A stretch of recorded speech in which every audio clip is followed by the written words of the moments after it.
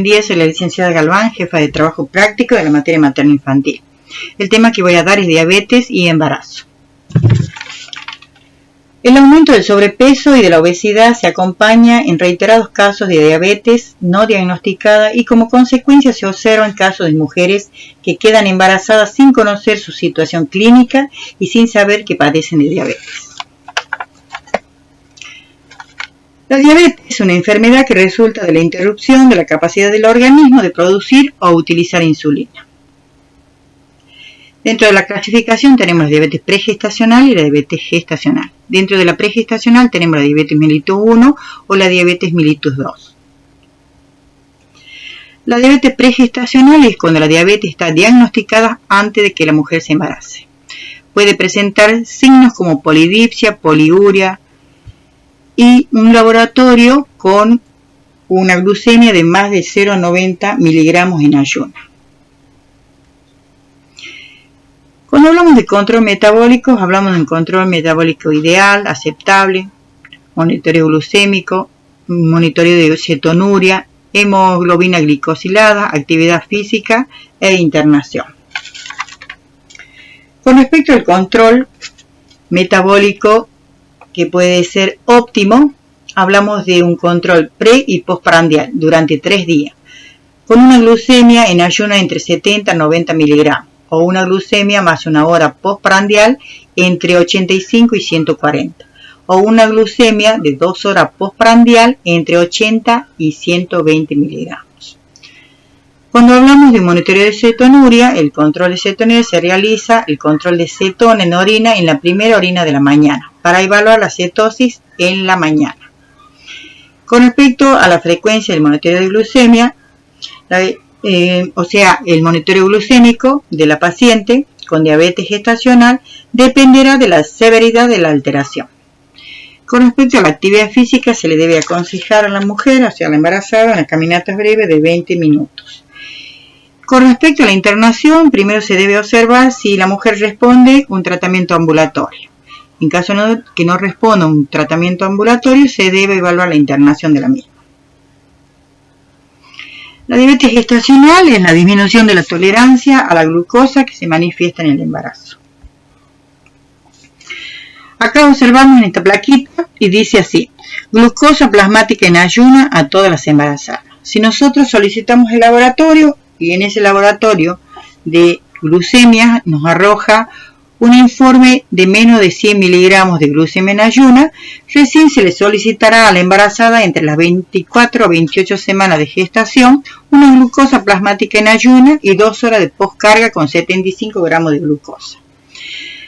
Si el laboratorio nos arroja entre 100 a 125 miligramos de glucemia en ayuna, se le solicita otro laboratorio dentro de la semana. Si las dos determinaciones nos arrojan el informe de 100 a 125 miligramos, podemos decir que es una diabetes gestacional. Si el laboratorio arroja una glucemia en ayuna de más de 126 miligramos, se le debe solicitar otro laboratorio dentro de la semana, y si las dos determinaciones tienen más de 126 miligramos, podemos decir que estamos con una diabetes pregestacional. Y también si hay una glucemia al azar de más de 200 miligramos, más síntomas que puede presentar la embarazada, podemos decir que estamos con una diabetes pregestacional. Bien, dentro de las 24 o 28 semanas se realiza la glucosa plasmática en ayuna y 2 horas postcarga con 75 gramos de glucosa, y si ese laboratorio nos arroja con menos de 100 miligramos de glucemia en ayuna o menos de 140 miligramos con una postcarga de glucosa, ese laboratorio podemos decir que está dentro de lo normal.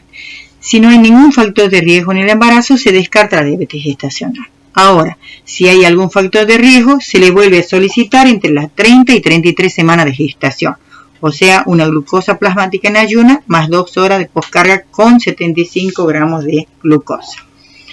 Si ese laboratorio nos arroja menos de 100 miligramos en ayuna de glucemia o menos de 140 miligramos de glucemia con una postcarga, entonces hablamos de un laboratorio normal.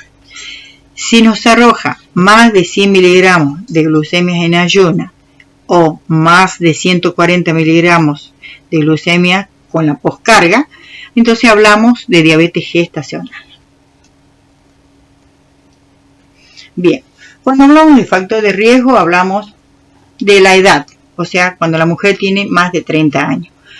O también puede ser con antecedentes familiares de primer grado, como por ejemplo la madre, el padre, los hermanos, los abuelos, o obesidad también, si la mujer es obesa, o una glucemia en ayuna mayor de 85 miligramos.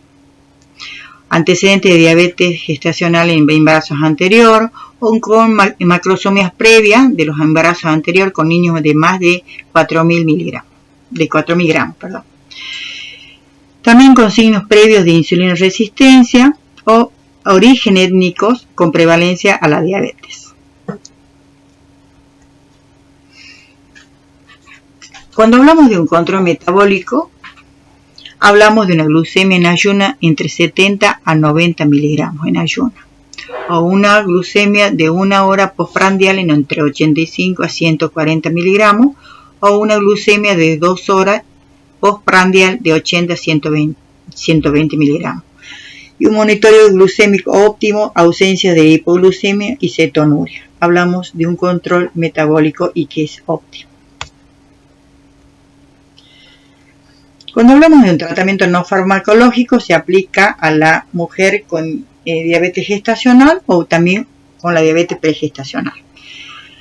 Hablamos de educación con respecto a un equipo interdisciplinario que debe tratar a la embarazada.